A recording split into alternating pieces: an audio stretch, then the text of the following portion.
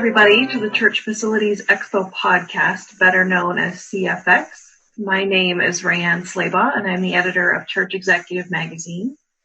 This podcast is part of a series of conversations with industry leaders focusing on inspiration, connection, education, and growth for houses of worship, building towards the first annual Church Facilities Conference and Expo in Dallas this September 29th to October 1st. Today, we will be focusing on church financials and how to properly plan for your ministry. Our guest today is Andy Satkowiak. Andy leads sales and development at Gyve, a generosity platform that provides donation management and donor analytics to hundreds of churches and nonprofits across the nation.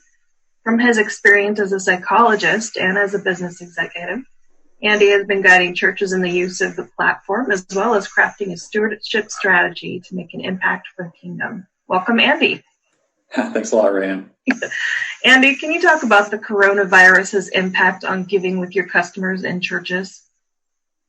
Yeah, we have had the pleasure of adding more churches in the past month than in any other month since we've been around. We've been around for about 5 years now as Gyve. So the impact has really been felt by everybody. The coronavirus has caused so many churches to reevaluate how they approach giving.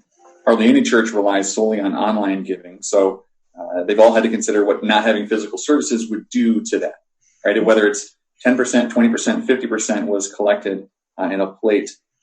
These churches who are probably most impacted right now are the ones who have never had any online giving, which tend to be smaller churches, and regardless of denomination, they tend to be a little bit more traditional. I was surprised, though, how it seemed like daily I was talking to churches in this situation who kept saying, well, it's been something we've been meaning to do. I just guess now's the time we get started. To which obviously we would say yes. I mean, now you have to move giving online if you haven't yet. So that was probably the biggest impact, was those churches really just sort of changing their paradigm from everything we live off of is, in the plate, to now they have to understand what online giving is, what processing fees are, and the deposits and how to organize their funds. It's really new for the accounting team at those churches. And yes, and how is giving doing at the churches who already have online giving, and just for everybody? It's been mixed. There's been churches where it's up and there's been churches where it's down. A lot of people are indicating that the giving that is up might be due to people wanting to just really lean into this problem and really just sort of support their churches. But if this pandemic lasts longer, if the economic sort of restrictions last longer, that might not be the same story in the next 2 to 3 months. So there really does seem to be risk factors for both large and small churches right now. The small church might only be for supporting a few salaries. They may have a large percentage of them affected by some income interruption. The large church may have issues with leverage, dozens of salaries, a lot of just overhead costs that are not going to be removed by this pandemic. So really everyone's feeling it. Great. So what are some recommendations you've been making to these churches throughout the crisis? Yeah, so I'm fortunate that we get to talk to pastors every day. We've been able to talk to, whether it's someone at a mega church or whether it's several pastors at several different sized churches. One of my more consistent recommendations has been to many of the church leaders in not forgetting to have a generosity moment, even in these fully online services. Even with much of the online giving being scheduled automatically, I would say average might be around half of online giving is scheduled automatically. There's still an opportunity that when we meet, virtually, to give thanks, to discuss the good that the local church is doing. There's an energy right now that people want to help, and many churches are experiencing broader reach than they have in previous months and weeks, now that they moved online. So we need to provide this easy sort of first step, introduce people to how do you give to this church, sort of prescribe, the why and the how in giving. We want to also talk about the bright spots that are happening through the church. We want to connect people to how is their giving making an impact through the church. Discuss how people's generosity can help that impact keep going, and share it. The Friendship Baptist Church down in Cartersville, Georgia, one of our sort of newer partners, they had this awesome video surrounding a hospital and singing and praising with the doctors and nurses and the staff that were on the roof. My wife shared it with me. I didn't even know about this, but this was one of our church partners. It was one of the parishioners at this church, was overjoyed at what the church was doing, and they wanted to share it. I mean, this is the church doing what the church does best, and that's ministering. But these stories, they're very, very impactful. Like, this went viral, not because of any sort of publicity stunt by the church, but just because, this is speaking to the true nature of what the church should be doing, and it's ministering to people. And these stories, people want to attach themselves to these stories. They want to provide that church and many other churches the benefit of being able to do things like this. So do not miss the opportunity to have that generosity moment in your church, and don't skip it when it goes to the recorded service. I know some churches that are actually, they'll have it maybe in their live stream, but then they're not going to be putting it onto the recorded service later in the week. Then everyone that's tuning in, whether it's in the hundreds or the thousands, are not going to be able to see that. So they're not going to be able to connect with the generosity that the church is doing, and really see how they can be a part of it. So don't skip those opportunities, and make sure that you keep sharing that narrative of how the church is making an impact in the community. How should houses of worship financially plan for emergencies such as this in the future? Wow, it's certainly hard for churches or anyone to really plan for an emergency of this magnitude. Many churches have tried to being good stewards of the resources, create additional revenue streams for their buildings or cafes. And that's an amazing strategy until buildings are closed and gatherings are prohibited. There's really no time like a crisis to evaluate what it is that we really need. For some, that might be a better budget, maybe optimize what systems you need or which ones actually add value.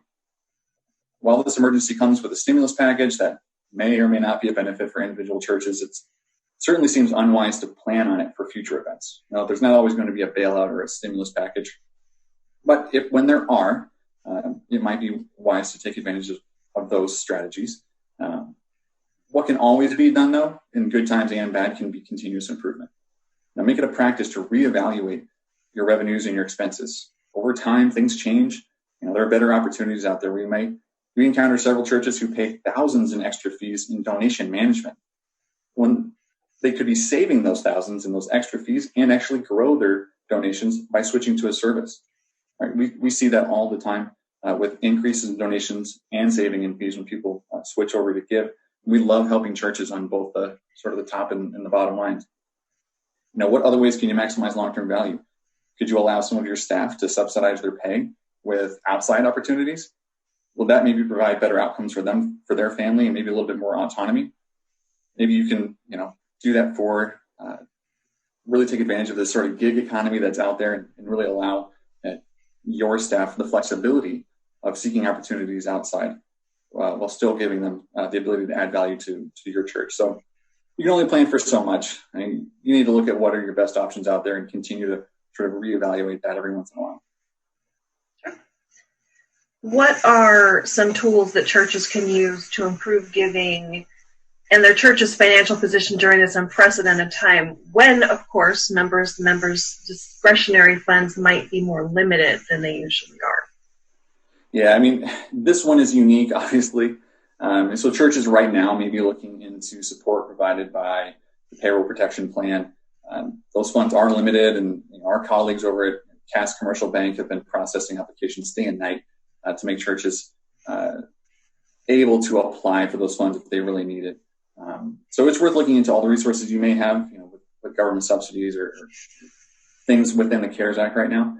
From an HR perspective, I know several organizations who have had to terminate their part-time staff or looked into furloughs and have hoped that maybe that actually works to the benefit of those staff members, that maybe they can receive a little bit more support in these times.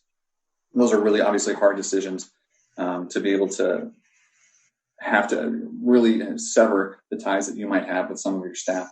But still, the core that needs to be what has always funded the church. It's the support of those who believe in the mission and want to partner with the church to make a difference. And churches have never really subsisted on donations from 100% of their members. Far from it. You see that there's always been room for improvement. The consolidation of giving has poses bigger risks maybe now than ever before. If your 500-person church lives mostly off of the income of 20 families or the giving of 20 families, and 2 of them have a job loss, that's a huge loss to the balance sheet. Or is it perhaps the best opportunity that the church has had to engage more people? What a time like a crisis to motivate more people to experience generosity. This includes donations, obviously, but it goes far, far beyond this. There's not really been a time that I can remember where we have all had such an opportunity to sort of love our neighbor, whether it's seeing people making masks or donating food or checking on shut-ins or simply ministering to the people who are hurting. The church can preach generosity, but now is the time to really model it and to engage all of its members in it. So, many people are throwing money at helping in this time, but why not give through the church? And that all goes back to, there really is this energy for people to want to help right now, but the church needs to really sort of take control of being that light in this darkness right now. So to do that, yes, you obviously have to be able to facilitate generosity in a number of ways. You've got to get online if you haven't already. You also need to connect the givers to the impact that the giving is making. So if your donation management tool can facilitate varied responses based on the when and the how of people give, and you can make it personal, then do it. Do you have 5 minutes that you can squeeze a story of generosity into the host moment of your service? Absolutely do it. The small percentage of givers who support most churches traditionally have done so out of their own generosity and maybe spiritual discipline. Newer givers are going to need a little bit more of this shorter feedback loop in order to grow into their generosity.